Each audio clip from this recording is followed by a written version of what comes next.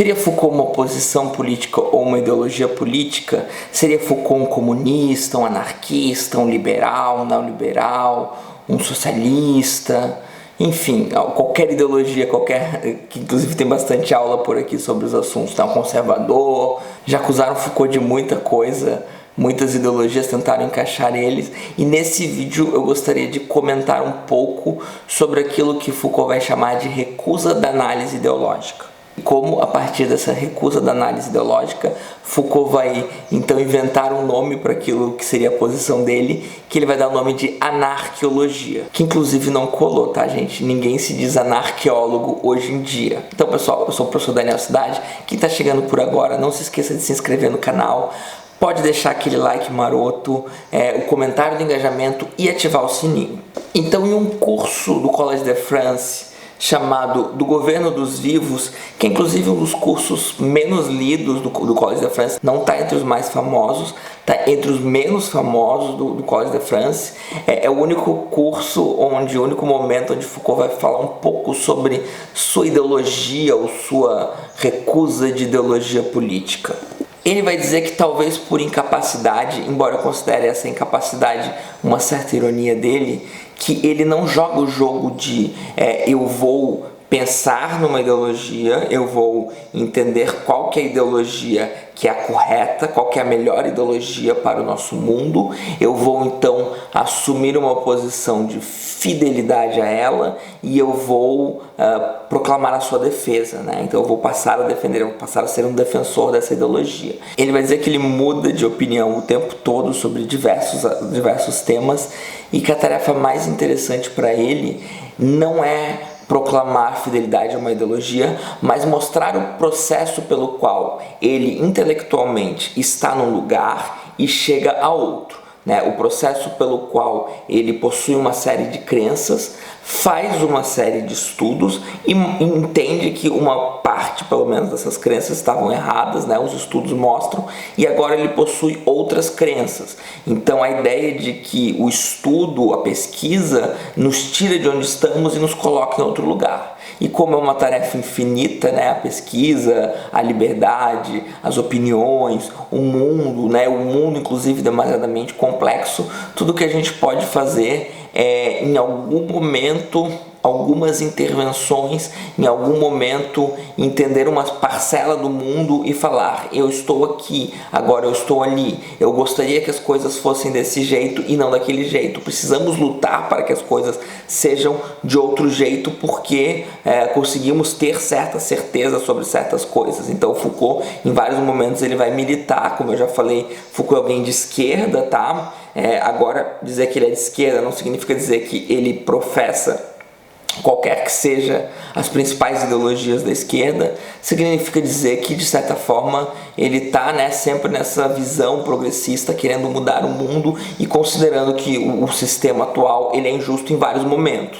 Tá? Então ele é um grande crítico de uma série de injustiças, ele faz estudos sobre essas injustiças, sobre esses problemas e mostra como a gente pode ir além, tá? Ir além, mas não como a gente pode descobrir qual seria a ideologia que vai nos levar a alguma utopia. Foucault é um anti-utopista. Ele vai dizer que ele é um teórico negativo. O que seria um teórico negativo? Bom, eu acabei de fazer aula sobre Sócrates, né? Alguém que faz mais críticas, alguém que mostra mais os problemas do que fornece soluções. Um teórico que fornecesse soluções seria um teórico positivo, seria um teórico que forneceria uma positividade, forneceria algo sólido para onde devemos ir.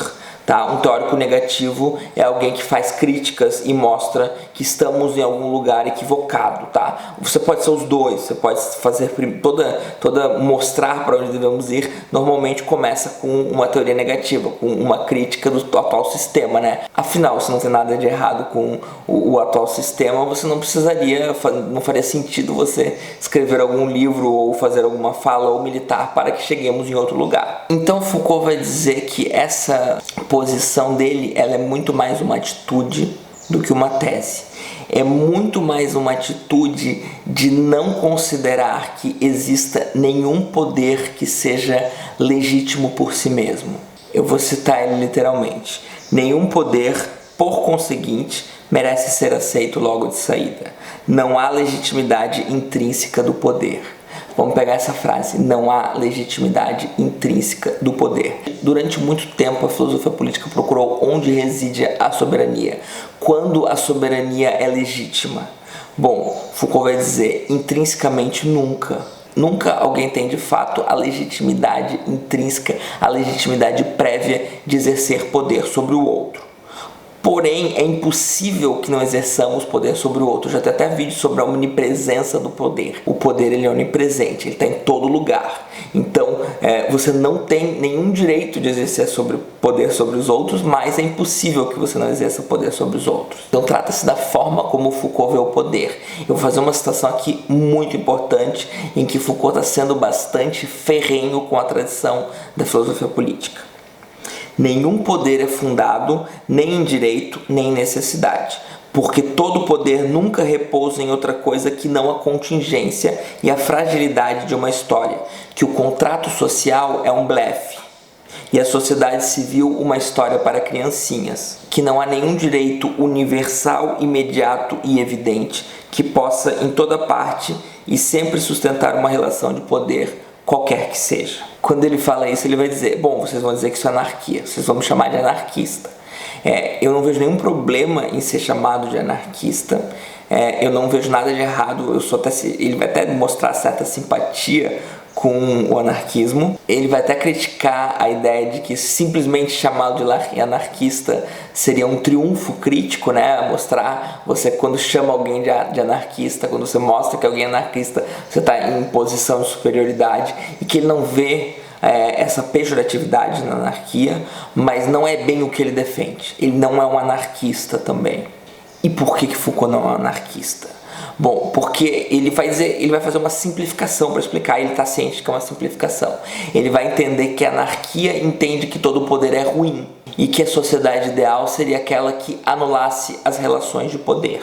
Então, vamos acabar com o Estado, vamos acabar com o poder de uns sobre os outros, tá? Isso seria, então, o arquétipo do anarquista, tá? Foucault não é isso porque ele não consegue vislumbrar a ideia de uma sociedade sem relações de poder. Se ele entende que o poder está em todo lugar, e que o poder não é essencialmente ruim, tá? Então, assim, todas as atrocidades que a gente vê na história da humanidade são relações de poder, mas as coisas boas também, a própria sexualidade, os desejos, os valores, uma série de coisas são criações das relações de poder.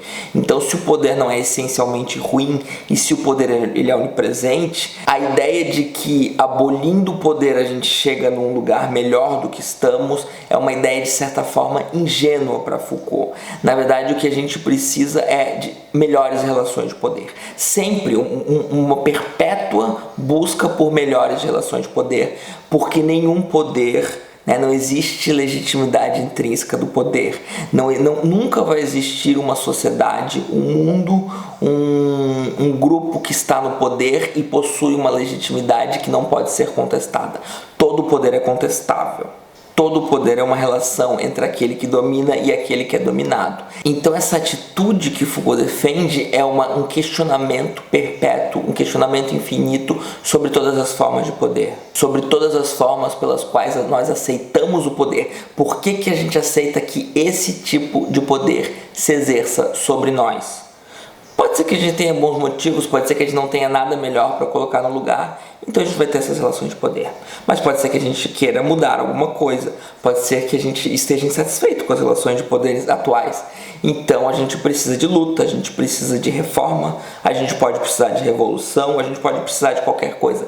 Isso tudo vai depender de uma análise do contexto, de uma crítica do contexto, de entender como funciona o poder nesse contexto, de entender quais são os desejos daqueles que são governados, daqueles que estão submetidos ao poder e para onde eles querem ir, tá? Então isso pode até, de certa forma, coincidir com a anarquia em alguns momentos, embora teria que ser um outro tipo de anarquia, e justamente por isso Foucault inventa uma palavra que não cola, Foucault ele tem vários termos que se tornaram muito famosos, como poder disciplinar, biopolítica, inclusive. Biopolítica é um termo muito popular, que Foucault não foi o primeiro a dizer, mas torna-se, né, Foucault é o primeiro autor que defende uma tese sobre a existência de algo que a gente poderia chamar de biopolítica e populariza ela pelo mundo inteiro, tanto que existem muitos trabalhos sobre biopolítica.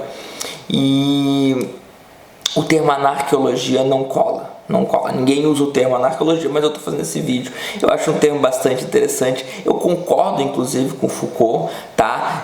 Recusar a análise ideológica não significa dizer que não existem ideologias melhores ou piores, tá? Não significa que você não possa, eventualmente, estar mais a par de alguma ideologia. Foucault sempre esteve mais a par de algumas ideologias de esquerda. Foucault foi até vinculado ao Partido Comunista, embora nunca tenha sido, de fato, comunista, tá? Ele, inclusive, sai brigado. Enfim, até já comentei isso em outros vídeos, mas de fato Foucault não é fiel a uma ideologia. Foucault é alguém que pressupõe uma atitude anarqueológica de, repito, porque não é demais repetir, não achar que existe alguma legitimidade intrínseca do poder. Nenhum poder vale por si mesmo. O poder só vale se ele propõe uma série de relações que são benéficas àqueles aos quais ele se exerce. Então, ao invés de professar ideologias, Foucault vai estudar regimes de verdade. Regimes de verdade que submetem os seres humanos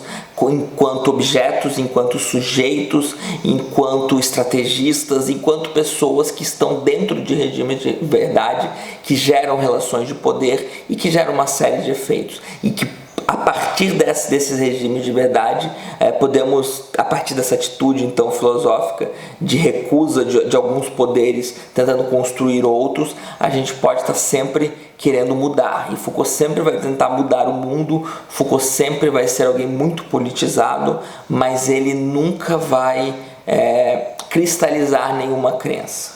Então é isso, pessoal. Espero que tenham gostado. Qualquer dúvida é só deixar aqui. Eu sei que esse tema é bastante complexo, inclusive foi bastante difícil fazer esse vídeo. E é isso aí. Boa noite.